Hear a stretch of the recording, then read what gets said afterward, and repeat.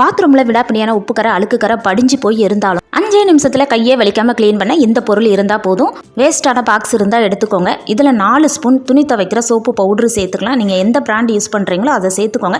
இது கூடவே 1 spoon soda உப்பு, அதாவது ஆப்ப சோடா சொல்லுவோம்ல, அது 1 ஸ்பூன் சேர்த்துக்கலாம். வினிகர் ஒரு 1/4 கிளாஸ் சேர்த்துக்கலாம். வினிகர் சேர்த்ததுமே மேலே பொங்கி வரும். 1 ஸ்பூன் வச்சு நல்லா கலந்து விட்டுக்கலாம். தேவையான அளவு தண்ணியை சேர்த்துக்கலாம். இப்போ நமக்கு ஒரு மேஜிக்கான கிளீனிங் லிக்விட் ரெடி ஆயிருச்சுது. பாத்ரூமில் இந்த லிக்விடை நல்லா எல்லா பக்கமும் தெளிச்சு விட்டுக்கலாம். பாத்ரூம் பைப்பு டாய்லெட்லையும் இதை தெளிச்சு விட்டுக்கலாம். ஒரு ஸ்க்ரப்பர் வச்சு தேய்ச்சி விட்டுட்டீங்க அப்படின்னா விடாப்படியான உப்பு கரை அழுக்கு கரை எது இருந்தாலுமே போயிருங்க. நம்ம ரொம்ப அழுத்தம் கொடுத்து தேய்க்கையே வேண்டாம்.